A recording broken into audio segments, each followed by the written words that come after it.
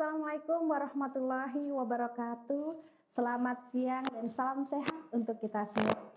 Saya Nova Indah, pustakawan UGM Kampus Jakarta. Saat ini berada di studio room lantai 9 UGM Kampus Jakarta. Dalam acara Kita Bisa Bincang Santai UGM Kampus Jakarta. Baik, pada kesempatan kali ini kita akan ngobrol-ngobrol santai dengan tema rebranding perpustakaan di masa pasca pandemi. Ngomongin soal pandemi ini ada sisi negatif dan ada sisi positifnya. Nah, kali ini kita akan ngobrol-ngobrolin tentang positif aja ya. Dan sudah bersama dengan kita narasumber yang luar biasa sekali, Bapak Ida Fajar Priyanto, MA PhD, atau biasa kita panggil Pak Ida. Selamat siang Pak Ida. Selamat siang. Wah, luar biasa. Gimana Pak Ida kabarnya? Kabarnya tidak begitu baik karena tidak begitu baik. delay Berapa 3 jam, jam. Pak Ida? 3 jam ini luar biasa. Luar biasa sekali ya. Belum pernah loh. Baik, Sobat Perpus, Pak Ida ini adalah menjadi konsultan perpustakaan dan juga menjadi dosen pasca sarjana UGM dan juga bekerja di perpustakaan UGM. Kita akan ngobrol-ngobrol singkat dan ringan tentang rebranding perpustakaan.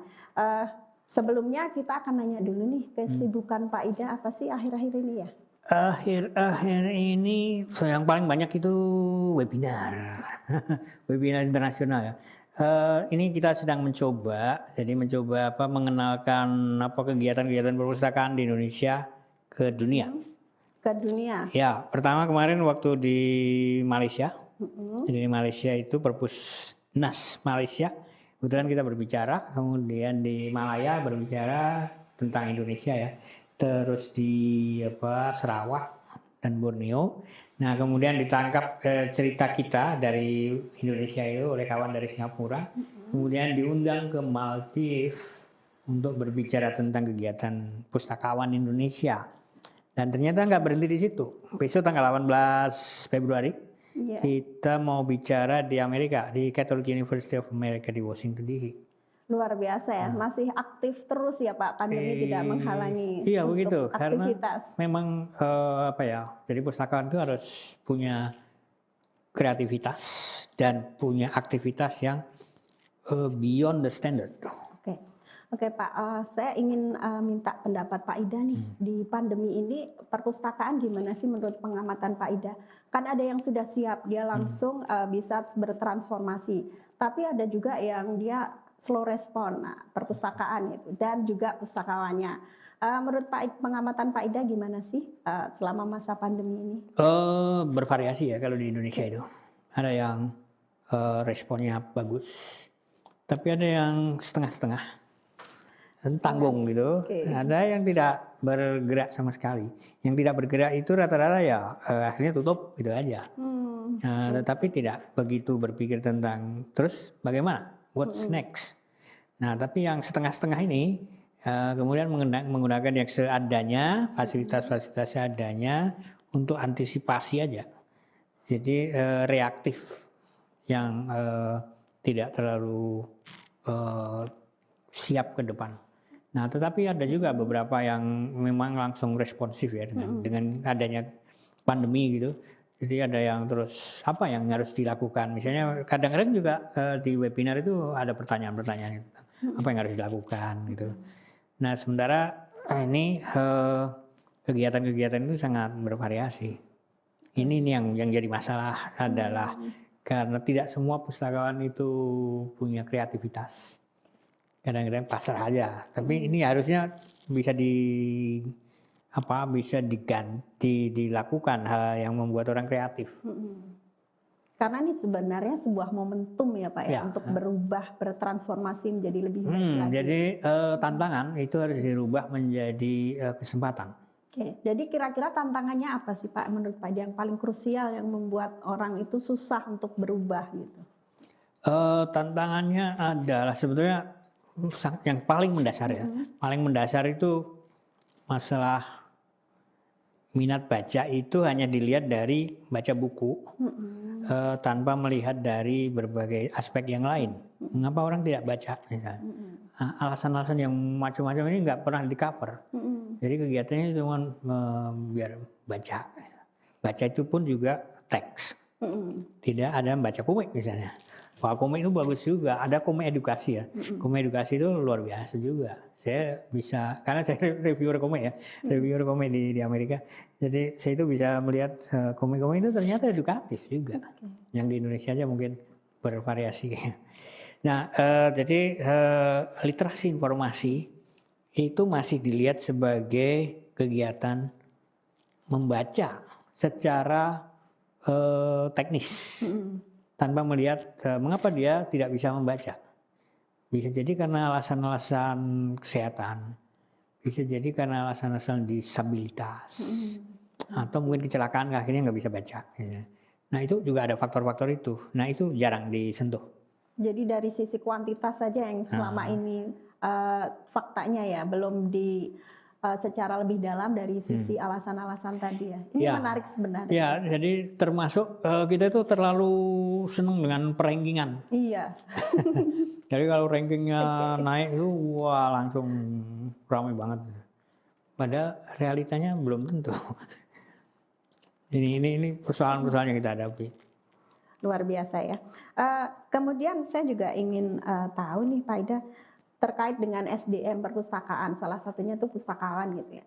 Sebenarnya kompetensi apa sih yang paling krusial yang harus dimiliki? Karena kan kompetensi banyak ya, ada kompetensi tentang teknologi, ada keterampilan, ada komunikasi. Nah menurut Pak Ida tuh mana sih yang paling krusial itu yang harus dimiliki?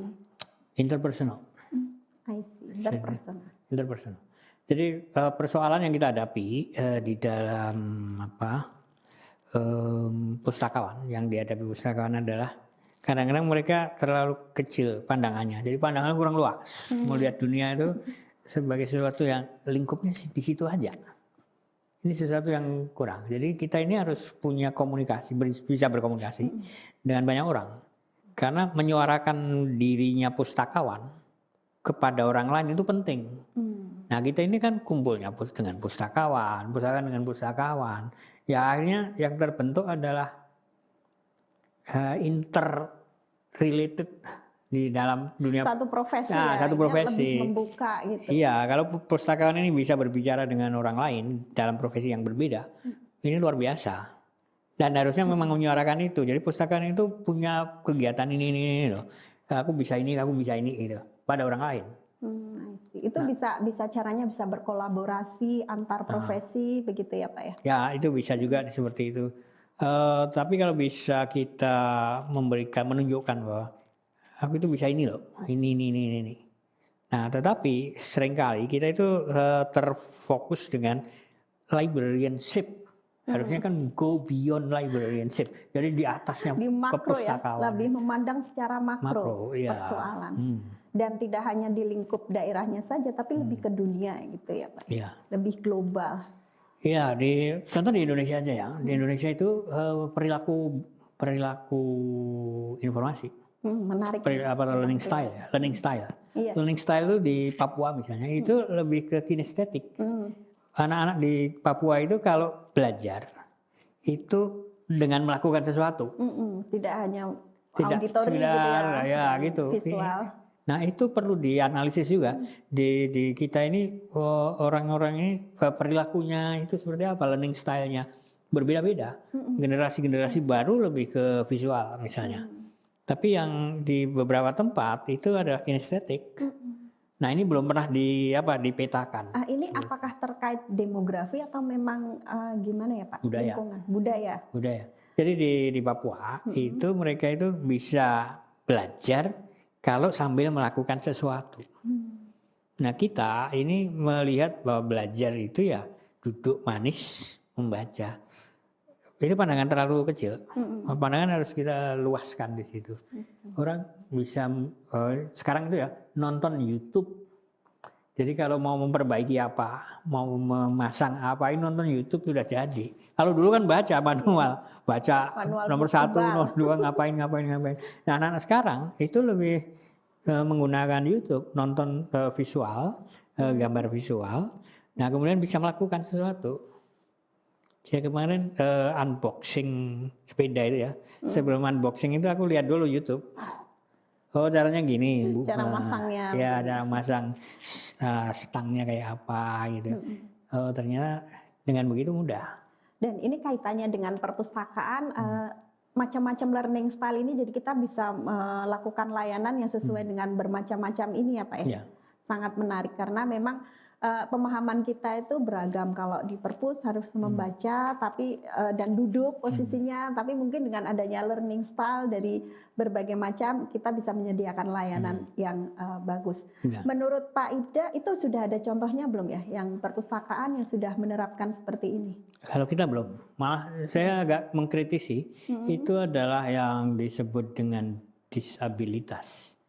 Kalau perpustakaan itu membangun satu unit corner disabilitas, itu sebetulnya kasihan dengan mereka yang disabel. Disabel itu hanya harus di ruangan itu kalau belajar. Padahal anak-anak yang disabilitas itu pengen ke lantai 9, pengen ke lantai 8 dan sebagainya. Mereka juga pengen seperti itu. Nah, tetapi kadang-kadang ada juga perpustakaan yang kemudian dibuat ruang khusus untuk disabel. Nah, ini tidak bagus. Saya waktu diundang untuk pembukaan perpustakaan umum di Seattle tahun 2004 waktu itu, udah lama. Tapi itu saya lihat dari bawah sampai atas itu disabel itu bisa kemana-mana ke lantai 13 karena lantainya itu miring gitu. Jadi orang yang naik kursi roda itu tahu-tahu udah sampai lantai 13 misalnya gitu. Jadi memang didesain desainnya semuanya gitu. Seperti itu ya di dalam lantai-lantai perpustakaan. Itu bagus sekali ya, mungkin suatu saat kita bisa menerapkan seperti itu ya Pak. Baik, untuk berikutnya nih Pak, langkah awal apa sih yang perlu dilakukan perpustakaan untuk rebranding ini? Karena mungkin ada bingung nih, kita pertama tuh harus ngapain? Nah, menurut Pak Ida bagaimana? Kita memulai dengan sesuatu yang membuat perpustakaan itu appreciated. Nah, itu dimulai dengan menghargai diri sendiri. Jadi perpustakaan itu harus menghargai diri sendiri, baru kemudian akan dihargai oleh orang lain. Itu satu hal yang sangat esensial menghargai diri sendiri, kemudian dihargai orang lain. Tetapi untuk bisa dikatakan menghargai diri sendiri itu harus punya keterampilan, punya pengetahuan. Nah, pengetahuan ini sangat esensial. Pengetahuan kita ini itu yang kadang-kadang saya sedihnya di sini. Jadi kita itu kekurangan buku-buku dalam bidang perpustakaan. Kalaupun ada yang di Indonesia itu masih sangat konvensional. Nggak ada yang spektakuler gitu. Nah, ini saya sedang menulis buku. Mudah-mudahan tahun depan sebagian udah mulai terbit. Siap nih. Teman-teman, informasi ini kita udah dapat bocorannya dari Pak Ida bahwa di tahun depan Pak Ida akan menerbitkan buku autobiografi ya Pak ya? Salah satunya. Jadi ada sekitar mungkin lebih dari 5 buku, bahkan 6 buku ya. Pak Ida akan menerbitkan buku yang beliau tulis sendiri, dan yang bikin saya paling penasaran ini autobiografinya Pak Ida, karena kita mengenal sisi lain dari Pak Ida Fajar. Boleh Pak dikasih cuplikannya dikit gitu Pak, biar nanti mungkin suatu saat kita bisa bedah buku ini Pak. Jadi rencana itu, saya itu di kuartal pertama saya mau menerbitkan buku perpustakaan digital. Karena perpustakaan digital itu di Indonesia rata-rata salah persepsi. I see. Akhirnya menjadi otomasi. Itu gimana Pak? Itu saya juga penasaran itu. Jadi otomasi itu bukan digital library, itu. Nah, tetapi seringkali buku-buku yang saya lihat itu pembahasan tentang otomasi. Nah, itu tidak pas di situ. Itu satu. Saya ingin meluruskan itu. Kebetulan waktu itu tahun 96 ya. 96 itu saya kuliah di London. Saya diminta oleh Fakultas Kedokteran waktu itu. Jadi saya pulang dari Inggris tahun 91. Terus tahun 96 itu saya berangkat lagi. Nah, untuk salah satunya adalah belajar perpustakaan digital. Tapi dulu namanya perpustakaan elektronik. Nah, kemudian waktu di Amerika kemarin sekolah lagi, itu salah satu mata kuliahnya adalah digital library. Saya ambil.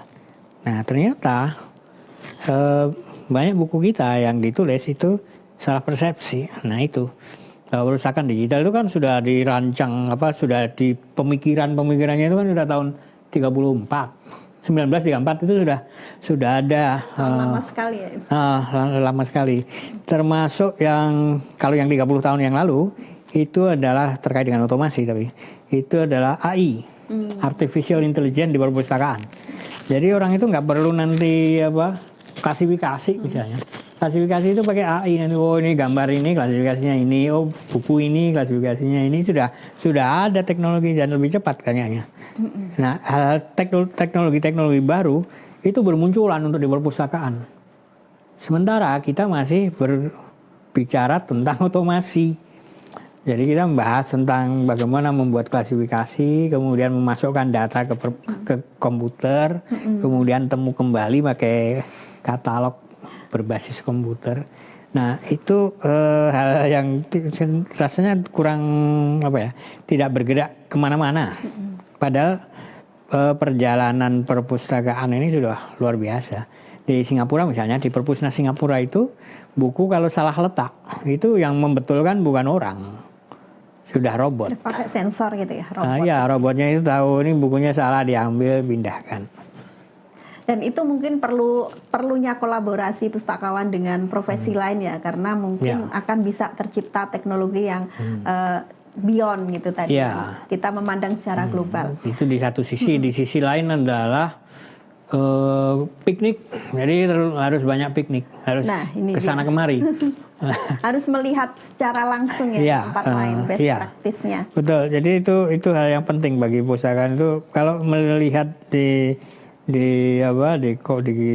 internet nggak bisa utuh cara kita belajar. Ada saran Pak kemana kira-kira yang menjadi tujuan? Di mana-mana, harus kemana-mana, jadi banyak tempat yang berbeda-beda karakteristik kemajuannya. Ya, misalnya di Cape Town di Afrika Selatan atau di Johannesburg itu juga sudah pakai robot loh. Luar biasa ya. Iya, nah itu hal yang menarik dalam perkembangan perpustakaan. Nah, rebranding itu di dalam perpustakaan kita harus memikirkan bagaimana orang masuk perpustakaan itu wow gitu. Jadi begitu baru akan masuk itu sudah wow, itu sudah muncul. Dari sisi apa Pak? Apakah desainnya ataupun memang tampilannya atau bagaimana Pak? Satu desain, yang kedua tampilan, yang ketiga ada interaktivitas. Jadi ada interaktif. Nah, perpustakaan yang interaktif. Jadi misalnya gini, pada waktu kita cari buku, yang kita cari itu bukunya ini. Nah, terus di komputer ini akan memberitahu buku-buku yang terkait dengan itu adalah ini juga. Itu hal yang sederhana sebenarnya teknologinya, tapi itu kan belum dikembangkan. Nah, kembali ke rebranding itu kalau kita mengembangkan teknologinya itu ke situ, banyak teknologi yang bisa diterapkan, itu luar biasa perkembangannya. Dan pustakawan dengan adanya teknologi itu bukan berarti dia itu terus tidak ngapain-ngapain. Justru lebih banyak yang bisa dilakukan. Banyak celah ya yang bisa dilakukan ya. Sebenarnya banyak yang bisa dilakukan dengan adanya teknologi. Apalagi sekarang kan teknologi sudah berkembang sedemikian pesat. Nah, kita juga akan lihat di ini YouTube dulu ya Pak. Mungkin ada yang bertanya. Adakah yang bertanya di YouTube? Belum ya? Sudah. Baik Pak Ida, saya juga ingin mengetahui lebih lanjut ini. Jadi dari rebranding ini bagaimana sih kita mengkomunikasikannya dengan tim kita gitu, teamwork ataupun juga mungkin dengan manajemen agar kita memiliki satu visi nih, perpustakaan harus rebranding, itu gimana Pak Ida? Jadi kita harus membangun image yang pertama. Rebranding itu terkait dengan image juga. Jadi image pustakawan satu, yang knowledgeable. Pustakawan yang knowledgeable dalam arti internal, mengetahui perpustakaan di dalamnya itu seperti apa. Tapi juga knowledgeable dalam arti pengetahuan yang luas. Itu satu. Jadi harus punya knowledge. Yang kedua adalah kita jangan terlalu fokus pada teknologinya. Kita ini adalah teknologi user. Nah, pada waktu kita tercemplung gitu Pak ya. Masuk dalam kubangan teknologi. Iya. Kita bukan lagi pustakawan di situ. Kita itu hanya teknologi user. Ikut arus ya, ikut arus. Iya, jadi orang kadang-kadang begini melihat perpustakaan itu kalau tugasnya itu berkaitan dengan teknologi, itu dipandang wah. Sebenarnya enggak. Kalau kita bisa menggunakan teknologi itu untuk memberikan layanan yang bagus, itu justru yang sangat bagus. Oke, baik Pak. Ini sudah ada beberapa pertanyaan di YouTube. Yang pertama dari Mas Ahmad nih. Mohon izin bertanya pada Pak Ida, apa yang bisa dilakukan oleh pustakawan untuk selalu optimis dalam kondisi apapun dan memberikan layanan yang terbaik pada pemustaka? Luar biasa. Gimana Pak? Untuk selalu optimis itu gimana kita? Untuk selalu optimis itu kita harus salah satunya adalah knowledgeable tadi satu.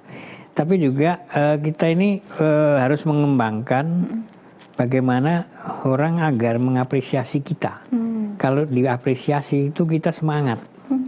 Okay. Nah itu hal yang kadang-kadang miss, lewat gitu. Orang itu akan mengapresiasi kita dan apresiasi yang disampaikan pada kita itu sebetulnya akan memberikan kita semangat dan kreativitas. Nah ini seringkali lewat di situ sehingga orang tidak ya kegiatannya ya gitu-gitu aja. Padahal kalau kita bisa menampilkan diri kita sebagai seorang yang punya aktivitas yang banyak, itu confident-nya muncul. Oh, dari confident itu kemudian bisa optimis gitu. Iya, tanpa confidence nggak ada optimisme.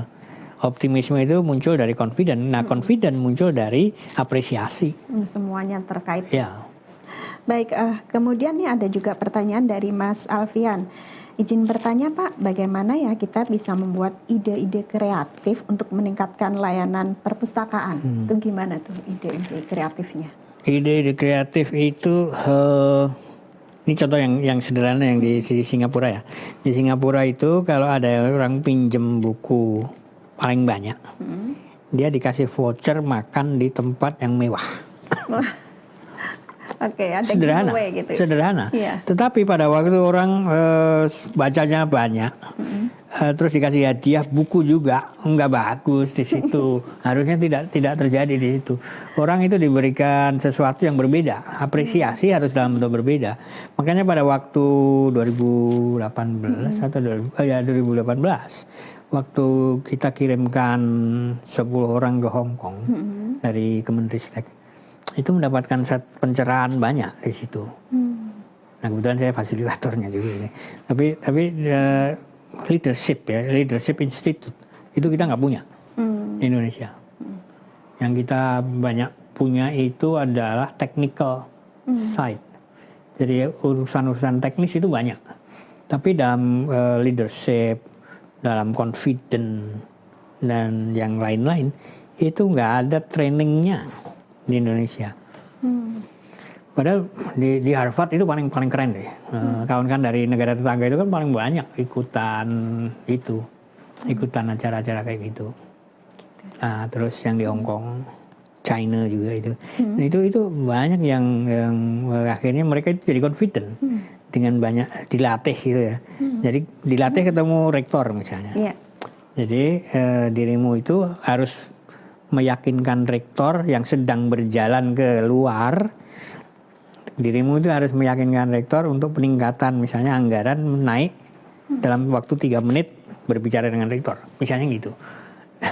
itu dilatih di situ seperti itu. Nah saya waktu itu masih jadi partisipannya, jadi saya belajar juga di situ. Bagaimana? Jadi kemampuan berkomunikasi gitu. Komunikasi dengan orang lain. Jadi sebenarnya itu bisa dilatih dan setiap orang bisa gitu ya, asal bisa ada pelatih. Nah, kapan-kapan mungkin kita undang Pak Ida sebagai pelatihnya. Jadi di luar yang biasanya kita ngobrolin tentang perpustakaan, tapi ini khusus tentang leadership, tentang kemampuan komunikasi yang ini sebenarnya jarang yang dimiliki oleh pustakawan ya Pak Ida. Iya, betul. Dan itu bisa dilatih. Jadi misalnya kalau di dalam leadership itu kan diberi kasus ya, studi kasus misalnya. Studi kasus misalnya ada banjir, bukunya ada yang basah-basah gitu. Apa yang kamu lakukan dengan kejadian itu? Kalau ini dibuat kelompok yang urusan dengan koleksi, ada yang urusan dengan ruangan, ada yang urusan dengan yang lain. Mereka dilatih untuk punya kreativitas. Itu contoh bahwa latihan-latihan kayak gitu itu membangun kreativitas di satu sisi, tapi juga leadership. Jadi pikiran-pikirannya itu jadi jalan di situ, akhirnya juga berjalan. Nah itu yang kita nggak punya, pelatihan-pelatihan itu. Pelatihan-pelatihan kita itu teknis yang kita lihat.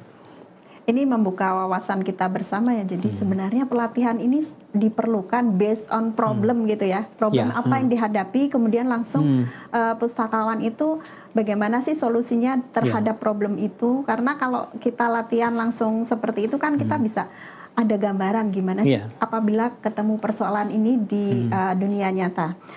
Baik Pak, ini juga ada pertanyaan kembali dari Pak Sukron Makmum.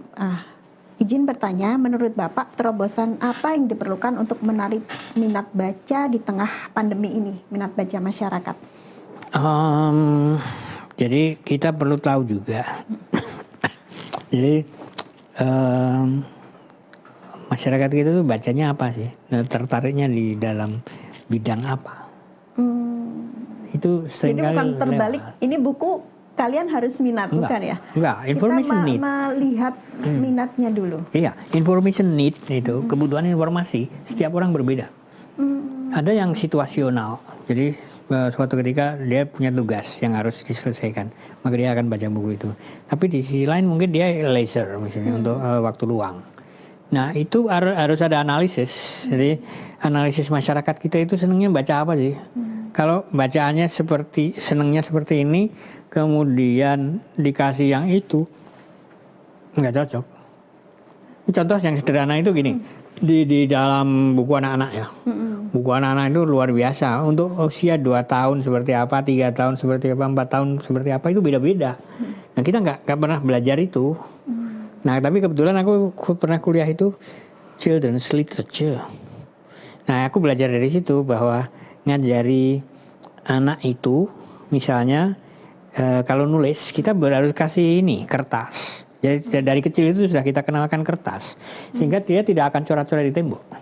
Oh iya. Nah terus kemudian buku untuk anak usia 2 tahun itu harus terbuat dari kain yang tidak melukai dia. Terus gambar-gambar aja, gambar yang sederhana. Tapi usia 3 tahun sudah berubah sedikit gitu. Ini kayaknya ada disinggung sedikit di buku Pak Ida ya, gimana mendidik anak based on pendidikan Pak Ida gitu ya? Iya, ya kebetulan pada waktu itu saya kuliah, anakku kan masih kecil waktu itu. Nah aku kan ternyata pas itu. Jadi pulang itu aku yang di tas itu isinya buku anak-anak. Yang banyak. Buku anak-anak ya? Iya, dari usia 2 tahun, setahun 2 tahun. Tahun 91. 91 itu aku udah bawa buku anak-anak yang banyak. Tapi tahun 96 aku udah mulai buku 3 dimensi itu. Yang pop up book gitu. Dan koleksi di rumah masih ada sebagian. Sampai ensiklopedia aja punya. Di ensiklopedia anak ya. Nah itu ngajari anak-anak itu untuk membaca itu ya tidak bisa kita meminta mereka belajar sendiri, baca sendiri, tapi didongengkan gitu terus. Yang penting juga adalah orang tua itu bapak ya. Bapak itu juga punya peran dalam mengajari anak untuk baca, bukan hanya ibu. Ibu mungkin pada... Ya Pak, ini pas banget berkaitan dengan Hari Ibu. Jadi Bapak tuh sebenarnya punya peran. Gitu. Bapak itu harusnya punya peran dalam membangun karakteristik dan knowledge seorang anak. Seringkali ini yang terlupakan karena bapaknya kerja terlalu banyak, pulangnya udah malam nggak ketemu anak. Padahal harus punya waktu baca bersama gitu. Bapaknya mendongengkan gitu. Kemudian dia suruh berbicara ceritanya tadi seperti apa gitu. Saya dulu sampai kehabisan cerita ya saya ambil cerita Amerika dicampur dengan cerita Jawa, campur cerita-cerita lokalan gitu. Nah, akhirnya ya sampai kehabisan cerita ya. Iya, karena mau tidur itu mesti dongeng. Dulu di rumah itu saya selalu dongeng. Jadi anak-anak itu semuanya minta didongengkan. Ya, ini jadi makin penasaran nih buku Pak Ida. Nanti kita tunggu ya Pak, kapan launchingnya dan kita bisa bedah bareng nih isinya. Ya. Sepertinya banyak banget hikmah dan pelajaran di situ. Rencana sih tanggal 1 Februari. 1 Februari sudah terbit ya Pak. E-book atau buku cetak? Buku cetak. Buku cetak. Ya, buku cetak biar bisa dipajang. Oke Pak, satu lagi ini pertanyaan kita bacakan dari Pak Heri. Jadi bagaimana strategi layanan perpustakaan di masa pandemi ini? Strateginya itu seperti apa? Gitu. Mungkin ada yang sudah mulai hybrid, ada yang masih full daring. Nah, menurut Pak Ida itu yang tepat itu seperti apa? Yang tepat itu adalah mengingatkan, reminder ya. Itu dalam promosi itu kan ada macam-macam ya. Reminding promotion. Bahwa perpustakaan masih eksis. Itu penting. Di masa pandemi perpustakaan masih eksis. Nah kemudian di situ kita tunjukin pada mereka buku-buku apa sih yang kita punya gitu. Walaupun itu sebetulnya bukan pemasaran. Pemasaran kan dimulai dari need, information need. Tapi kalau kita cuma menceritakan kita punya ini kan bukan pemasaran, promosi. Promosi aja, promosi, bukan marketing.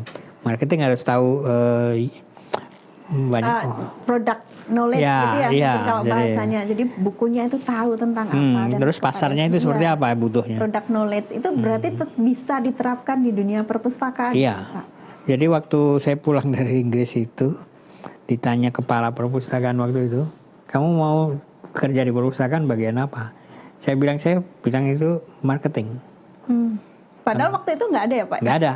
Nah makanya dijawab di perpustakaan itu nggak ada marketing itu. Adanya cuma pengolahan, layanan, dan administrasi. Terus ditanya lagi, kamu pilih yang mana? Marketing. Nggak bisa diterima. Akhirnya saya di bagian pengolahan. Pengolahan sebentar nggak bisa aku, terus dipindah. Dipindah lagi nggak bisa juga. Ternyata aku bukan orang yang bisa menerima realita dalam dunia perpustakaan. Harus banyak perubahan waktu itu, pikirnya gitu. Karena waktu itu udah lihat tahun 91 waktu kuliah di Loughborough di Inggris. Itu udah lihat bagaimana pengalamanku waktu itu membawa buku, milih buku, kemudian mau keluar, lupa nggak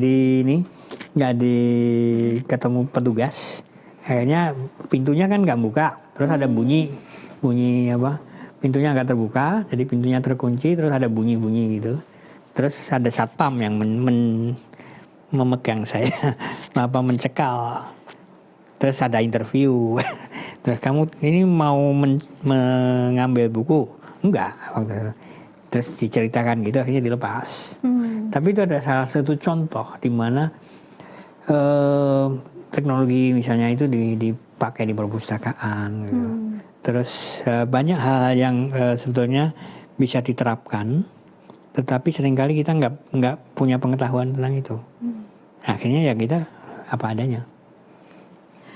Baik, Pak Ida. Sepertinya sudah cukup ya pertanyaan di YouTube dan kita sudah sampai di akhir acara untuk Sobat Perpus dan banyak hikmah yang bisa kita ambil dari Pak Ida dan terima kasih Pak Ida sudah kesini ya dari Jogja langsung ke sini dan begitu padat acaranya. Setelah ini masih ada acara lagi ya. Terima kasih dan kapan-kapan kita bisa dong bedah bareng bukunya Pak Ida. Iya bisa. Kesini lagi ke ruangan studio room di lantai 9 UGM Jakarta.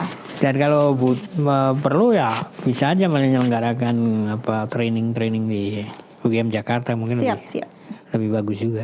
Iya, baik Pak Ida. Dan terima kasih kita sudah sampai di akhir acara.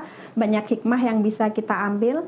Dan closing dari saya adalah kita jangan menunggu sempurna untuk berubah, tapi berubahlah untuk menuju kesempurnaan. Terima kasih bersama saya Nova Indah Wijayanti dan bersama kru yang bertugas mengucapkan selamat siang, salam sehat dan sukses selalu. Assalamualaikum warahmatullahi wabarakatuh. Selamat siang Pak Ida.